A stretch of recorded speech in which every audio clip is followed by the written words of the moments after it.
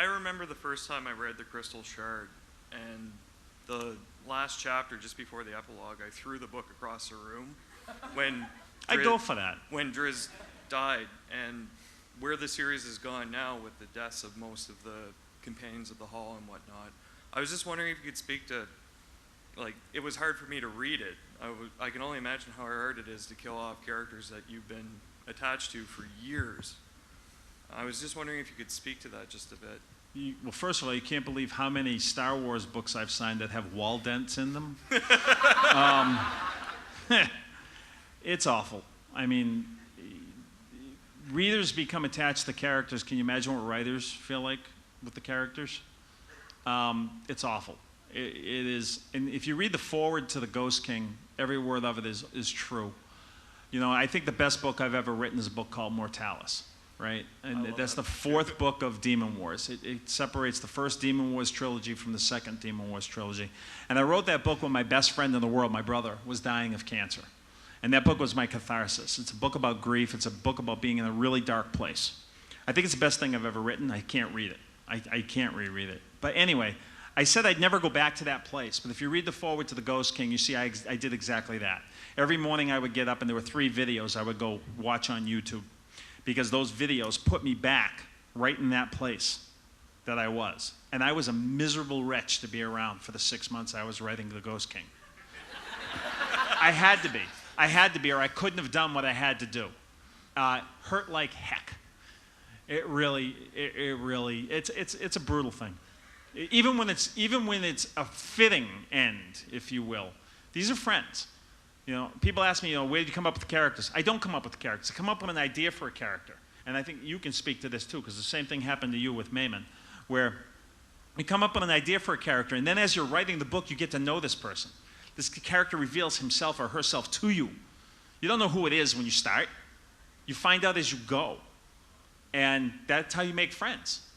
But did you go through that with Mayman? Absolutely, and with some of the other characters in Stowaway as well.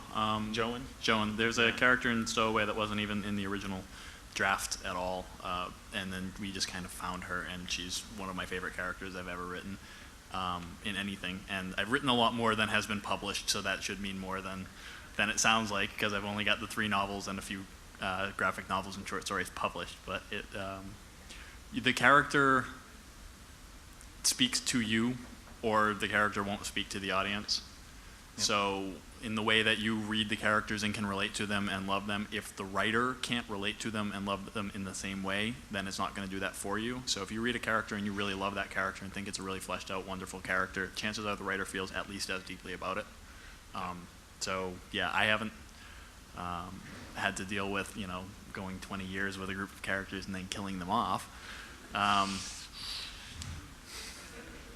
I also haven't had to, kill a beloved Star Wars character. He who shall not be named. But I can only imagine how difficult that would be. I have to put a disclaimer in there. I have to. That was not my idea with Chewie. Send your death threats to Lucasfilm, not to me. The address is... I don't remember.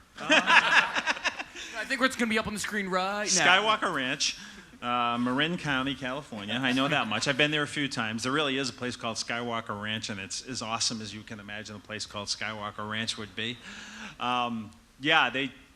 That wasn't my idea. I have to put that out there every time I say it when there are people around me who could kill me when no one's looking. Yeah. But was it your idea, the method? Yes. Yes. I insist. They wanted him to, he should jump in front of Han and take a blaster bolt. I said, cliche, I'm dropping the moon on him. Yeah, that was my idea. I still like. Actually, that idea was inspired by an old poster. There's an old poster called The Last Great Act of Defiance, where there's this gigantic eagle coming down and his little mouse going and giving him the finger, and that's where that whole scene came from. Yeah. Thank you both. Poor Chewie. It's funny, after the moon falls on the planet, destroys the planet, the whole thing is just this big pile of spinning dust. There's no atmosphere. The whole thing is wiped out. And the day after that book came out, my email filled up with people saying, aha, they never found the body. Yeah, that kind of happens. He just burnt off all his hair and waiting for it to grow back. Yeah, there it is. There it is. The Spock Genesis story is coming. When I was younger, I read and reread all of your earlier books, especially, so many times. And my favorite series was Catterley's series. Yeah. And I just want to ask you, which did you like writing a bit more, Catterley or Drizzt, like creating them as a character? Ivan and Pickle. Catterley was really interesting for me. Drizzt, Drizzt's my favorite character. I mean, he was supposed to be a sidekick in the Crystal Shard. I started writing the book. I got this dark elf running across the tundra, gets jumped by yetis, and on page 2 of the book, of writing it, I knew he wasn't a sidekick character. It was his book, and I've never looked back. He's my muse. He's my favorite character, and he's my go-to. I love the character. That said, Catterley intrigued me, probably more than any other character I've ever written, because it took me 3 books to figure out what was bothering him. And I finally figured out that he was a priest who was an agnostic. And he wasn't convinced that his power was coming from this thing they called Denir, this god. He thought it was just more arcane magic that they were giving a weird name to. And it was funny because after that book came out, this was the early 90s, and there were all these movements like Mothers Against D&D or some stupid thing, and all these guys going around saying, they're summoning demons in their living room. And it's like, okay. Not to level 5, at least. Oh, it was unbelievable.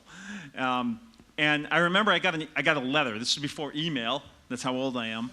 I got a letter from a kid and says, I live in South Carolina. I'm a born-again Christian. And I went, uh-oh. You know? And he said that reading Catterley's story, he came to his faith the same way Catterley came to his. And I thought, that's really cool. That's really cool. And that's really what happened to me in the series. So it intrigued me all the way through. Until I wrote Demon Wars, that was my wife's favorite series as well. Yeah, but there's also, I mean, that series also includes a couple of dwarves trying to put a rock up a tree to set a trap. Yeah. Plus a green-bearded dwarf druid named Pickle. Me butter! Yeah. Oh boy. Pickle was a protest.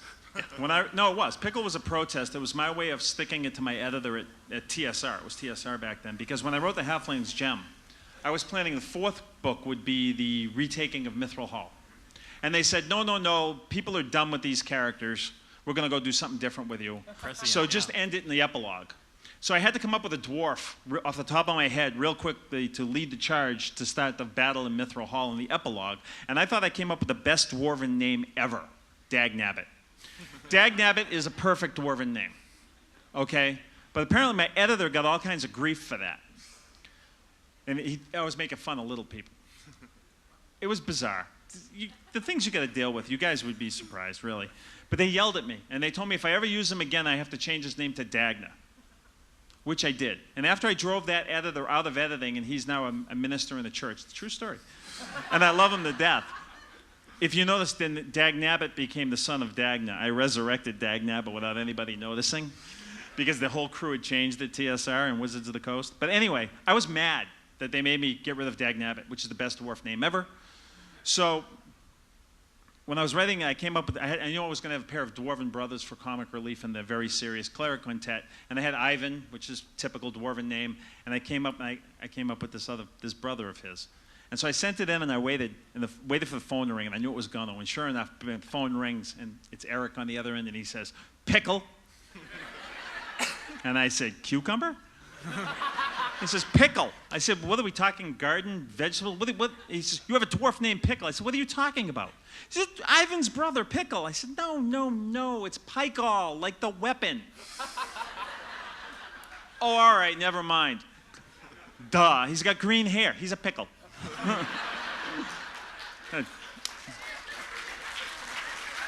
Yes. Authors win.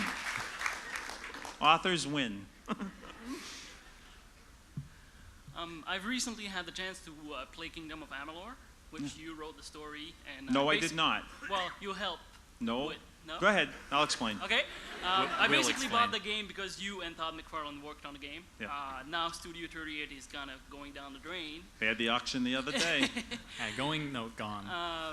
And Project Copernicus is probably not going to come to light. We shall see if somebody buys the How do property. you feel about that, or what do you know about that? Broke my heart. He was part of the creation of the world of Amalur. Now, let me explain when I said no, I didn't. Reckoning, the game that came out, was created by the Baltimore studio. Big, huge games. I wish I had written some of the things in Reckoning, like the House of Valor and the House of, Ballads. House of Ballads. Ballads It's was just great. brilliant. Yeah. I didn't write that. I can't take credit for that. I made the world. I made a 10,000-year history of a world that makes sense. And it's an amazing place. And in Reckoning, you saw this much of it in terms of time and this much of it in terms of content. Like everyone thinks the world is all faded, everyone's faded. No, that's not true. That's at that one time in the entire slice of the history of the world.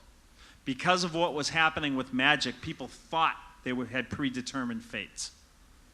So I'm heartbroken because we have a 10,000-year world that I think is just incredible. And not because I wrote it, because I didn't. I wrote the skeleton along with the team. Yep. There were 9 of us, counting you. Yeah, and then we brought the narrative teams in, and everybody bought in. It was one of those times where everybody was on the same page.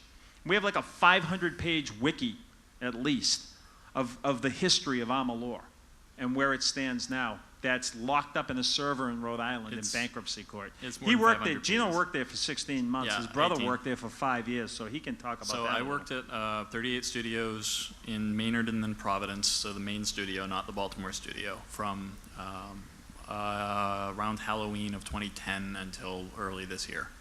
And I was working on Project Copernicus as a narrative designer, which is a position that no other game companies really have, because we cared so much about story and about consistency. We had this world, and this is the world's history, and what you're doing must be consistent with that, both in theme, style, and in content. And philosophy. Yeah, everything about it has to just mesh, and it did, and it was amazing. The project was amazing. The game would have been spectacular, but they ran out of money. I can't go into much detail about it. Without getting sued. Right, and I really don't By want to the get state sued of Rhode 'cause- Island. Yeah. But it was just devastating to watch it come down, because so many people put so much time, effort, and just love into that project. So one thing I do want to clear up, though, a lot of people think Reckoning. So the game, it started as an MMO, and then people think Reckoning is, well, they just changed tactics and put it as an RPG. That's not true. The game we were working on in Massachusetts and then in Providence, Rhode Island, over that 5 years. Almost an 6 MMO. years. That was an MMO. That was still the original project. That was still going to be an MMO, and it would have been just gorgeous. It was just awesome, and it was a great experience working there, even though it didn't come to fruition. Yeah. But a little bit. We were watching. A lot of us were watching the auction. Some people were there tweeting about it. And we were just, Heartbreaking. oh, look at what they're selling now. Yeah. They just sold off that figurine that used to be in the lobby. They just sold off the clocks. There's just so much good And stuff. I got to tell you, I believed so much in this project. Okay, I'm a New York Times best-selling author for 25 years. I'm doing everything's going great, but I jumped into this project. Do you know how much money I made on that game? Oh, wow. I took all my money on the back end because I believed in that project. I worked for 3.5 years, 2-3 days a week in that office on that world because I believed so much in what we were doing. It's heartbreaking. And not because I'm not going to make any money. That wasn't even the point. This was something special. I definitely hope somebody picks it up. Thanks. Me too, and I hope they pick it up and try to get as many of the old team back as they can, especially in narrative. Part of the problem, though, is the old team was so talented from such a diverse and amazing group of backgrounds. They're that, working all over the place now. Yeah, most of them already got picked up People by at Blizzard, companies people and- at Sony, people at all over all the top level people, Yep. except for 1 or 2 are I already think- working Didn't elsewhere. Turbine just pick up Ken Ralston? Yeah, And- Ken Ralston, who did Reckoning, he also did Morrowind. Yeah. He just signed on with Turbine in Massachusetts. Hal-Con.